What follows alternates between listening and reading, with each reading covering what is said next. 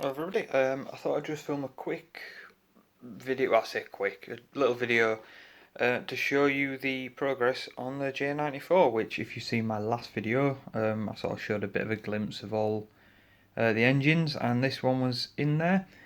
So things have progressed quite well with it since you last saw it, as you can see. In that video it was set to be an austerity. I have actually decided to do it as a J94 now. We'll start with the chassis actually.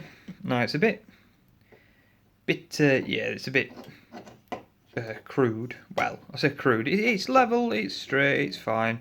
Just a few rough patches on it, but like there, just a bit rough, but that'll be covered with the wheels. The holes, by the way, these three big gaping holes are for the pickups. I have some what they call now? That's it. Slater's plunger pickups coming in the post, so they'll be fitted, and the wheels can go on. I just need to clean the face of these bearings up a bit. But there's a bit of a story with this kit. It was bought many years ago, when I was a wee lad for my granddad. He never got around to building it. He then gave it back to us a few years ago.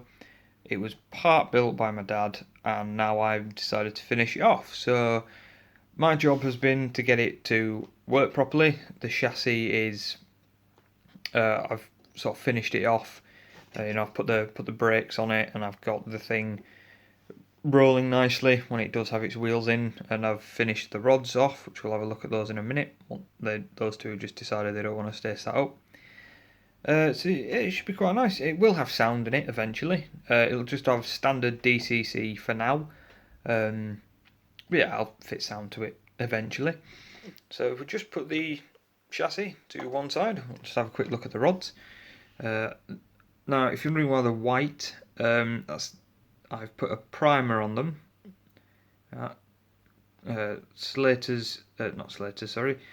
Rail Match Universal Primer.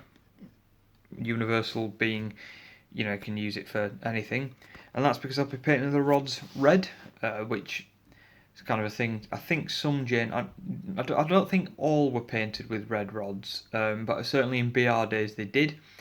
I'm not too sure why, but a logical guess, I would say it's more of a safety element because they had quite high running plates, these engines, and the wheels were completely exposed, like on the 03 shunters, and also the 08s have red rods as well. So I would assume it's a safety thing, given red was the standard warning colour for locomotives. Then red buffer beams and all sorts. So they'll be getting painted a lovely coat of red when they're dry, and then they'll be ready to go on the model. I'm quite pleased with them though. This is just one of them, of course. Ignore the blue tack. I'm quite pleased with them. I filed them so that they look a solid piece, rather than being made up of 3 etches per rod. So they look like they've been a solid casting, if you will, just like the real things. And then, of course, quite importantly, the body. Now, it looks a bit rough. Since you last saw it, I've stripped all the primer off of it. I think it was done in a plastic primer, but whatever it wasn't etch primer because it wasn't holding. It was sort of flaking in some areas. So I've added the extra foot straps and grab rail on the tank sides. It's the same on the other side, and the extra steps and little grab rail there. I've done the same on both sides, as you can see. I've taken the buffers off. I wasn't happy with the buffers at all.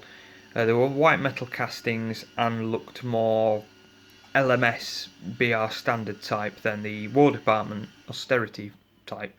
But thankfully Markets make some, so I've got those on order as well.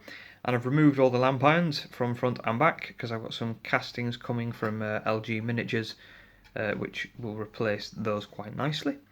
I've put little whistle in. I will say this kit, even when we got it given back to us, isn't exactly complete. There's no reverser, there's no steam brake. I'm not too sure if the kit originally came with either of those, but I have seen them in other people's pictures, so I would kind of hazard a guess as to yes.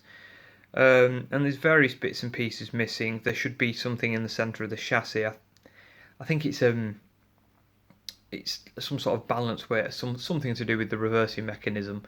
But yeah, it doesn't have that at all. So I'm kind of just having to make bits and pieces and just do the best I can with it. I think it's going quite well. I'm certainly happy with it. If you look at the filler cap, I have forgotten to add it for this video, but I've drilled a hole where I've made a little sort of an L-shaped screw handle, which we used to secure the filler cap shut. And if we just pan around to the back, you'll notice an ungodly amount of filler that I've just applied. There was on the back of it, I'll just grab it from the bench, it's kind of peeled, like an orange peel, unless I've binned it.